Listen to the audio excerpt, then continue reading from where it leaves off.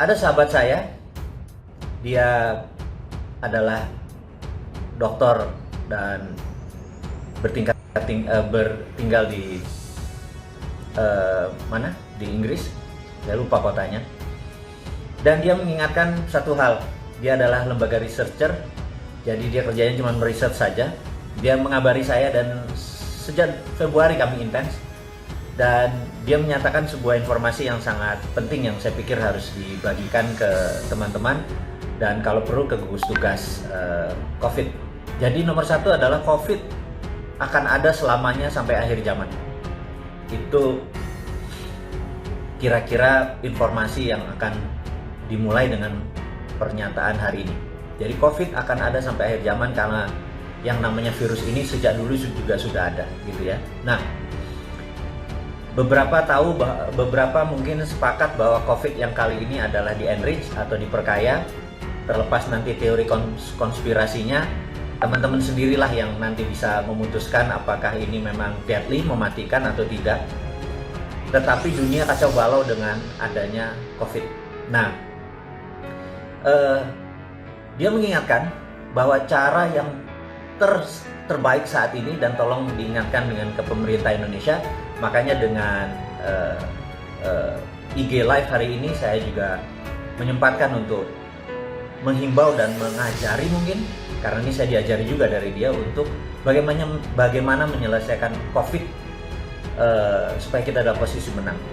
Damai itu sebenarnya kata yang saya tidak suka, karena kita berdamai sementara makhluk itu yang namanya COVID dia nggak berdamai.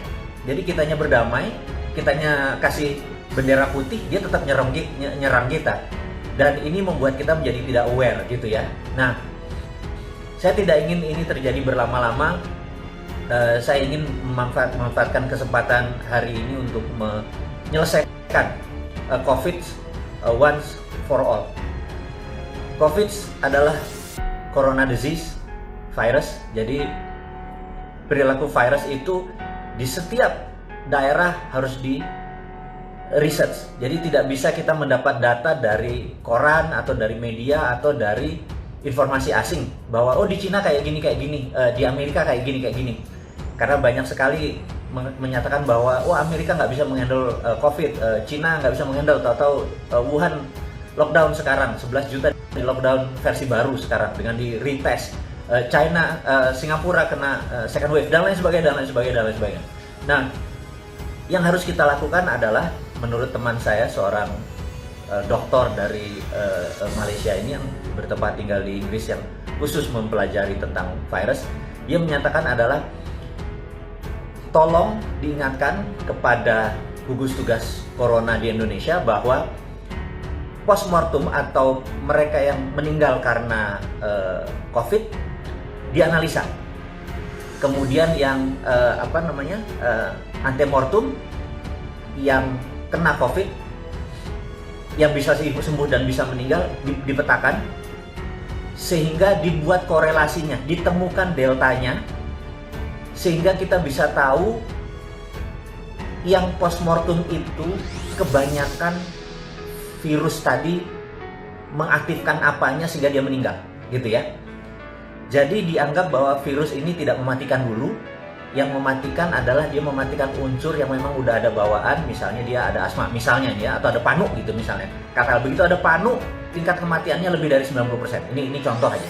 Nah, setelah kita melakukan korelasi antara postmortem dan antemortem, di sini pasti ketemu korelasi baru, delta baru, dan ini hanya berlaku di Indonesia. Jadi nggak peduli sama korelasi sama Singapura, korelasi dengan Cina yang saat ini dibanggakan oleh pejabat Indonesia itu apa-apa Cina gitu.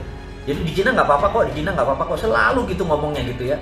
Bangga banget sama Cina, gue bingung tuh ngelola negara tapi bangganya negara Cina gitu ya.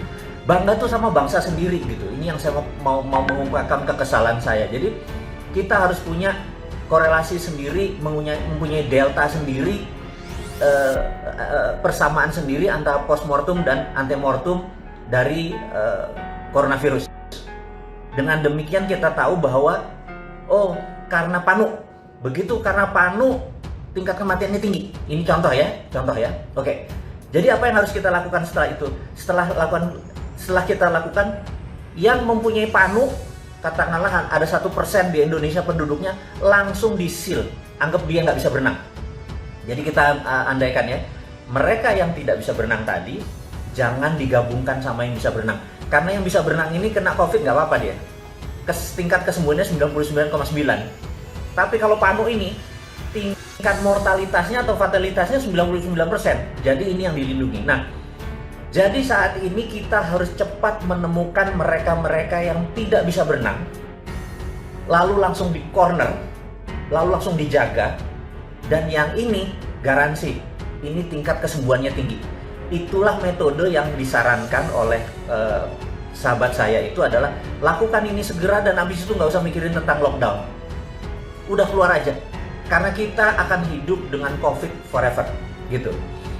Jadi ada istilah istilah yang lagi populer sekarang, new normal gitu ya. New normal tuh kalau ditanya apa sih new normal, Anda pasti bingung new normal tuh apa aja. Itu adalah istilah orang pinter yang keminter yang membuat saya kadang-kadang apa sih new normal itu gitu ya. Tapi lama-lama saya pikir juga, waktu sahabat saya bilang, enggak, new normal itu cuma satu katanya. Ke depan itu yang namanya cleanliness sama higienis, itulah new normal. Jadi, oke. Karena kita akan hidup dengan COVID selamanya, maka new normal itu adalah kebersihan, higienis dan cleanliness dan kita mencucikan diri, disinfektan, hand sanitizer, kebiasaan kita menjadi makhluk yang lebih bersih. Nah, itu adalah new normal. Sisanya dagang akan sama, beli di harga murah, di harga tinggi jual, gitu ya. Harga saham rendah Anda beli, harga tinggi jual, gitu. Apa yang berubah gitu? Nggak ada. Itu semua ya old school gitu ya, nggak ada new normalnya gitu ya. Terus business going digital dari 5 tahun yang lalu juga kita tahu business going digital gitu ya.